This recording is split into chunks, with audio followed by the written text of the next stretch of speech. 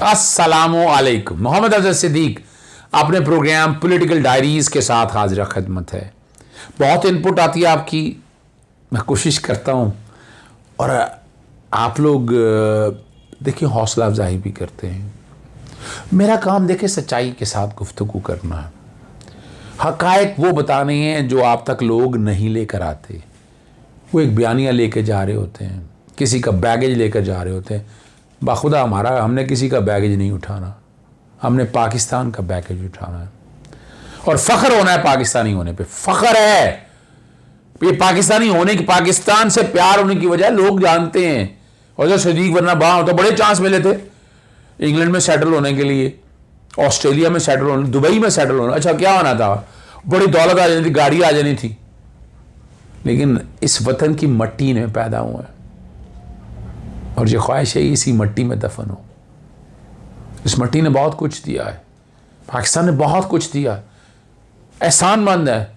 मैं कर्ज नहीं झुका सकता पाकिस्तान का, ना आप झुका सकते हैं। जो पाकिस्तान से प्यार को नहीं जो झुका सकते कर्ज इसका। यही ख्याल का इजहार जनाब जस्टिस साकिब निसार साहब, पाकिस्तान से प्यार और दिलो जान से प्यार उनको, उनके अगेंस्ट जो कैंपेन चल रही है बहुत बुरी तरह पिटने वाली आने दिनों के अंदर। बहुत सी चीजें हैं, उन्होंने भी अपने ना वो जो एजेंडे पे काम कर रहे हैं ना, जो पेड एजेंडे पे। और मैं खबर देता चलूँ, कुछ यहाँ से पाकिस्तान से लोग गए थे, नवाज शरीफ से मुलाकात हो गई है और वो चीज़ें कुछ इकट्ठी, यानी जो लाया अमल अगला लेके आ रहे हैं, अगला बैगेज लंदन प्लान का। कुछ नहीं होना मियाँ नवाज शरीफ साहब और उसके हवारियों, कुछ नहीं होना।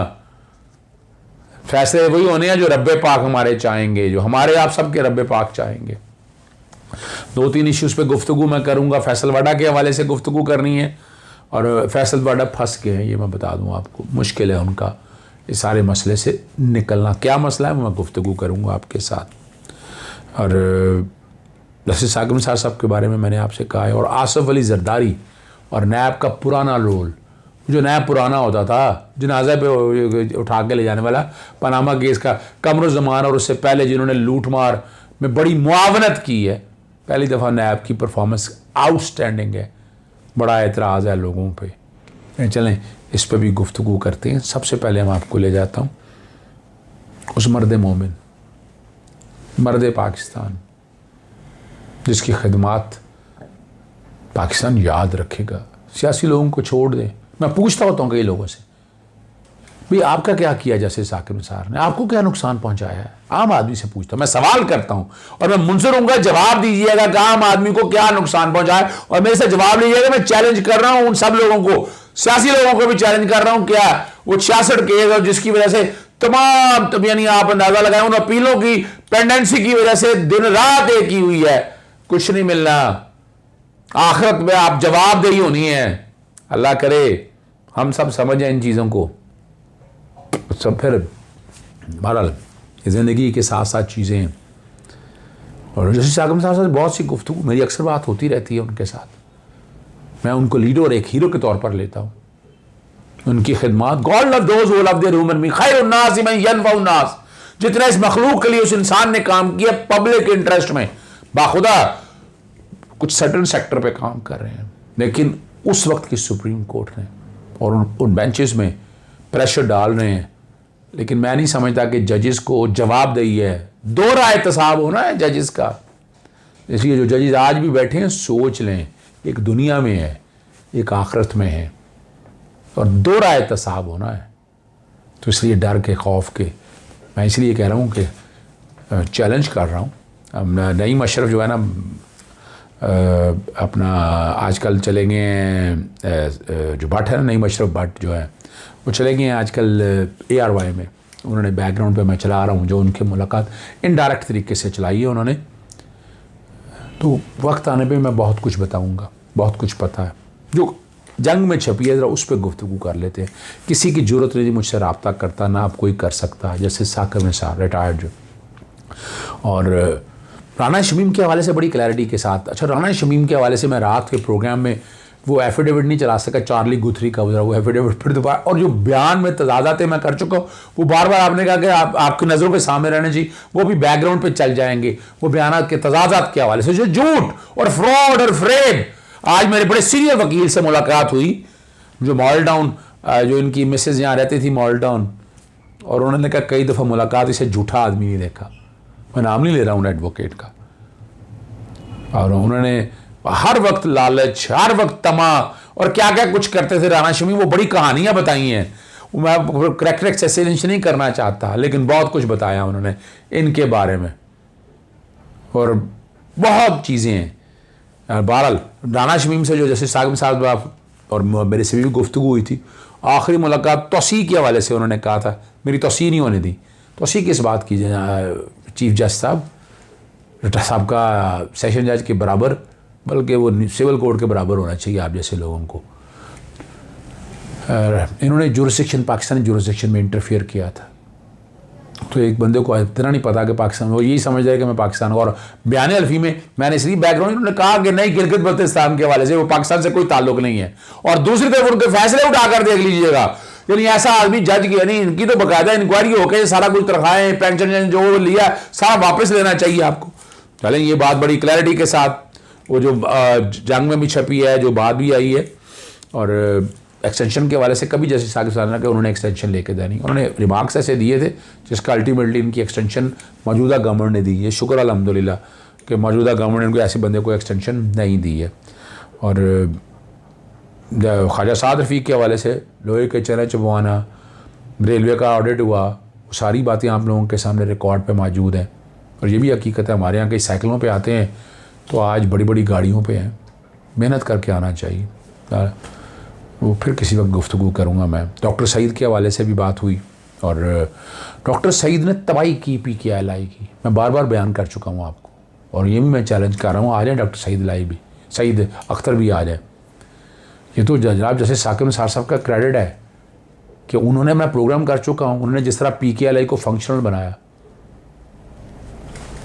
यानी अभी प्रोजेक्ट चला नहीं, पहले प्रोजेक्ट यूनिट बनाया, फिर तमाम मुलाजमीन रख लिए, पहले दिन से तनख्वाहें लेना शुरू कर दी। वो प्रोजेक्ट बना ही नहीं, तनख्वाहें पहले दिन से। यार खुद आ रहा है यार, कितनी तनख्वाहें दी है रिकॉर्ड पे, और नैब अभी उस पर काम नहीं कर रहा। ये मुझे दुख रहेगा। PKI का वो प्रोजेक्ट है जिस पर नैब को सख्ती से काम करना चाहिए। मेरी आइनी पिटीशन पेंडिंग पड़ी है, मैं दोबारा कोशिश करूँगा उसको फिक्स करवाऊँ, और फिर जो चीज़ें मैंने उठाई हुई हैं वो रिकॉर्ड पर लेकर आऊँ।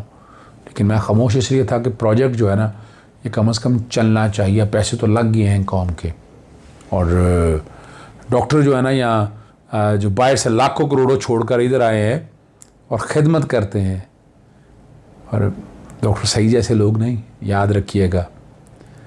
और बड़ी ज़बरदस्त है। अब एक जज वो हैं जो इस्लामाबाद हाई कोर्ट से हैं, पूछ लें क्या कभी उन्होंने, कि मैंने कभी उनसे सिफारिश की थी। रिकॉर्ड की बातें हैं। जस्टिस आमिर फ़ारूक साहब के हवाले से बात है। मैं जस्टिस आमिर फ़ारूक को बड़ी अच्छी तरह जानता हूँ, वकालत के दिनों से भी। वो अप्रोचेबल आदमी नहीं है, शरीफ आदमी है, इसलिए शरीफ आदमी पे इल्ज़ामात बड़े आराम से है। चाहिए ना जस्टिस वकार सेठ पे लगाते ना इल्ज़ाम। मैं एक बात कर रहा हूँ, और सुप्रीम कोर्ट में एक जज साहब बैठे हुए हैं, आए ना ज़रा वहाँ बैठ कर बातें करें ना, वहाँ नहीं ज़रा चलें। और बड़ी ज़बरदस्त है। और जहाँ तक जो बात है ना, 2 दफ़ा जो है जस्टिस शौकत सिद्दीकी ने जस्टिस साकिब साहब से रब्ता किया, उनसे मिलने की कोशिश की। कहते हैं मैं दानिस्ता नहीं मिला, मुझे पता था कि वो मुझसे मिलना चाह रहे हैं, अगर मिलता तो आज स्कैंडल बना होता।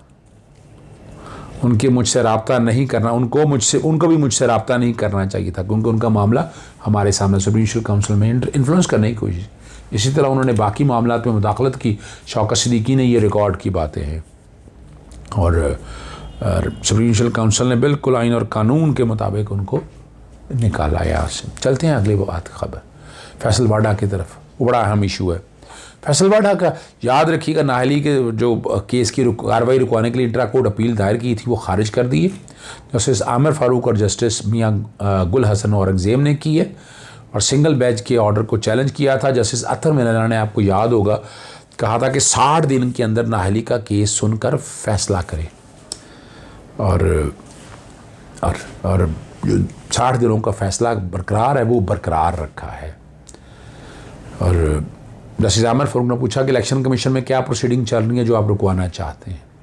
सैनेट में फैसल वाडा के मदे मुकाबल उम्मीदवार ने बयान हल्फी की बुनियाद पर नाअहली की दरख्वास्त दायर रखी। अगर आप इलेक्शन के लिए कागजात नामजदगी दाखिल कराती हैं तो बयान हल्फी जमा कराती हैं, और ये क्रेडिट पर ये भी क्रेडिट जाता है सुप्रीम कोर्ट को, जस्टिस जनाब मियां साकिब निसार साहब को। बयान हल्फी में बड़ी शॉर्ट कमिंग्स थी अपना कागजात नामजदगी में, फिर ये चीज़ें साथ लगीं और ये फिर रिकॉर्ड पर चीज़ें आई, तो ये क्रेडिट जाता है इस हवाले से देखा जाए। और वो बयान हल्फी में दोहरी शहरत के हवाले से गलत है, और 62(1) बैकग्राउंड पे चल रहा होगा, सगेशियस राइटस ऑनेस्ट एंड अमीन। जब भी बयान हल्फी में नवाज शरीफ की नाअहली हो सकती है कि उसने असासियत छुपाए, तो फैसल वाडा की क्यों नहीं? फैसल वाडा ने अगर गलत बयानी की है तो नाअहली इसकी भी बनती है और इसको कानून के मुताबिक देना चाहिए। और फैसल वाडा ने कहा कि जो बयान हल्फी था दुरुस्त था, मैंने इलेक्शन कमीशन पर लिख कर दे रखा है, मुकम्मल प्रोब, फिर आपको कोई मसला तो नहीं होना चाहिए। इधर अभी आपने 1.5 साल जवाब जमा नहीं कराया जस्टिस आमिर फारूक का। हम इलेक्शन को हिदायत जारी करते हैं कि इस मामले को 1 माह में निपटा दें जस्टिस मियां गुल हसन औरंग से।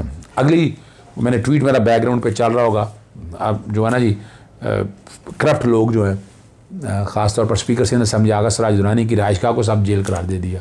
अब डिस्क्रिमिनेशन है और क्या नहीं है। महकमा दाखिला सिंध स्पीकर असम्बली के घर को जब हुक्मनामा जारी कर रही है, अभी तक जारी आ गया होगा, आप यहीं से अंदाज़ा लगा लें। वो सिंध असम्बली के इजलास के दौरान स्पीकर की आमदोरफ्त में ख़तरात के बायस ये फैसला किया है। जब भी वो जब जेल में है तो सिंध असम्बली में क्या करने आना है उन्होंने? ये आपके सामने मेरा ट्वीट चल रहा है, वो ये चल रहा होगा। और आपको पता है अरबों रुपए की जायदादें हैं इनके।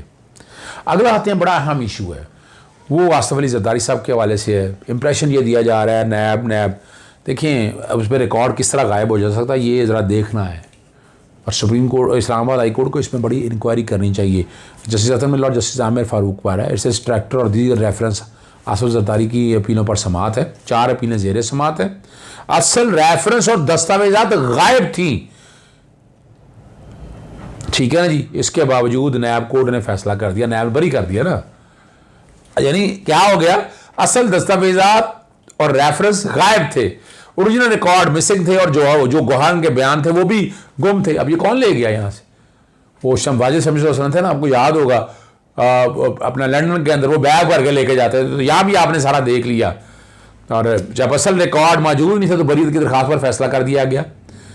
इस अदालत और लाहौर हाईकोर्ट के रजिस्ट्रार ने इस पर इंक्वायरी कराई, जहाँ से बरवाना है नैब के प्रोसिक्यूटर। 2014 से आज 7 साल हो गए, आपकी अपीलें यहाँ ज़ेर अल्तवा है। अब देखना यहाँ पर जैसे अदरमल्ला का ये रिमार्क्स नहीं देने चाहिए, मैं इत्तफाक नहीं करता इस बात से। आप पर सियासी इंजीनियरिंग का इल्ज़ाम है, जस्टिस अतन का प्रोसिक्यूटर नैब शम, यानी आज से क्या ताल्लुक इस केस का बता दें। इसमें तो नवाज शरीफ का दौर था, बल्कि उस वक्त जो है ना आसिफ अपना 2014 में अगर आ जाएँ, जो जी बिल्कुल पाकिस्तान मुस्लिम लीग उनका मोहब्बत वाला दौर शामिल था यहाँ पर। और हम क्यों ना नैब को जिम्मेदार ठहराएं, आपने हमारा वक्त ज़ाया किया। जस्टिस अतन के रिमार्क्स हैं, अगर गलती होती तो उस वक्त के चेयरमैन नैब को भी होना चाहिए था। हकीकत है, बुलाए उस चेयरमैन को, और अकाउंटेबल है वो, इसमें तो कोई शक नहीं है। मईशत आपके एक्ट से मुतासर हुई है, ये मैं नहीं इत्तफाक करता। जस्टिस अतन साहब से इस बात से मैं नहीं इत्तफाक करता। अगर आप फेयर नहीं है तो आप केस नहीं बना सकते, ठीक है नहीं, तो फिर अदालतों पर बोझ डाल देते हैं। आपने खुद ट्रायल कराया, इस अदालत का क्या कसूर है? ना कोई डॉक्यूमेंट ला सके। आपने नैब कोर्ट में क्या किया, वो रिकॉर्ड दस्तियाब है, उस पर हमें दलाइल दें। जस्टिस आमिर फारूक साहब के रिमार्क्स हैं। नैब ऑर्डिनेंस में कहाँ लिखा है कि आप गलत रेफरेंस दायर करेंगे तो आपके खिलाफ भी कार्रवाई होगी? चीफ जस्टिस के रिमार्क्स से आपको देखना चाहिए था कि रिकॉर्ड आपके पास है या नहीं जस्टिस अतरमुल्लाह का, और तो नहीं कर सकते। चीफ जस्टिस अतरमुल्लाह के ये रिमार्क्स हैं, बड़ा के डिफेम करते हैं लोगों को आप। मुझे अभी तक ये समझ नहीं आया कि आप चाहते क्या हैं। जस्टिस आमिर फारूक के रिमार्क्स हैं, आसिफ जरदारी के खिलाफ बगैर शवाहिद बनाने पर इस्लामाबाद हाई कोर्ट की अहम तरीन ऑब्जर्वेशन दी है। 7 साल हो गए हैं, वो इस बात से बड़ा क्लैरिटी के साथ आपके सामने रखती हैं जी। नैब किसी की हद के इज़्ज़त तो नहीं कर सकता, कहाँ हद के इज़्ज़त हो रही है? जो चीज़ें इंक्वायरी और इन्वेस्टिगेशन में सामने आनी है वो रिकॉर्ड पे होनी है, और इंक्वायरी और इन्वेस्टिगेशन उसके मुताबिक होनी है। और अब बड़ा वाज़ेह तौर पर है, जो पूछा गया, नैब इस अपील को आगे नहीं चलाना चाहता, अदालतें अपीलें निपटा दे, बसूरत दीगर अदालत में रिकॉर्ड तलाश करने का मौका दे। और जस्टिस नूरुल हक साहब भी नैब से कहते थे कोई दस्तावेज़ात तो दे। आज बरसों बाद भी आप अदालत से वही मुतालबा करें, क्या करें। यहाँ नैब अगर रिकॉर्ड वाजिद शमसुल से जो लोग और इस तरह के जो लोग हैं ये निकाल कर ले जाएं और प्रोसिक्यूटर जनरल नैब अपीलों का जायज़ा लें और आइंदा समात पर अदालतों को मुतमईन करें। ये कोई रिलीफ देने की बातें नहीं हैं। कुछ लोगों ने कहा कि रिलीफ मिलने वाली बातें हैं, टफ टाइम मिलता है, इसमें नैब का क्या कसूर है। अगर रिकॉर्ड सारा गायब कर दिया, आप देख रहे हैं, यही तो जुल्म है यहाँ पर। चीज़ें सारी आपके पास मौजूद है, लेकिन यहाँ जो चीज़ें गायब है, कुछ लोगों कहते हैं नवाज शरीफ को फ़ायदा होना है। किस बात का नवाज शरीफ को फ़ायदा होना है जी? हर चीज़ रिकॉर्ड के ऊपर है और आइन और कानून के मुताबिक होगी। और हमारी अदालतों को भी बड़ा ध्यान रखना चाहिए कि इस तरह के रिमार्क्स नहीं देने चाहिए। जजेस स्पीक थ्रू देयर जजमेंट। इजाज़त चाहूँगा। अस्सलाम वालेकुम। अल्लाह हाफ़िज़। पाकिस्तान जिंदाबाद।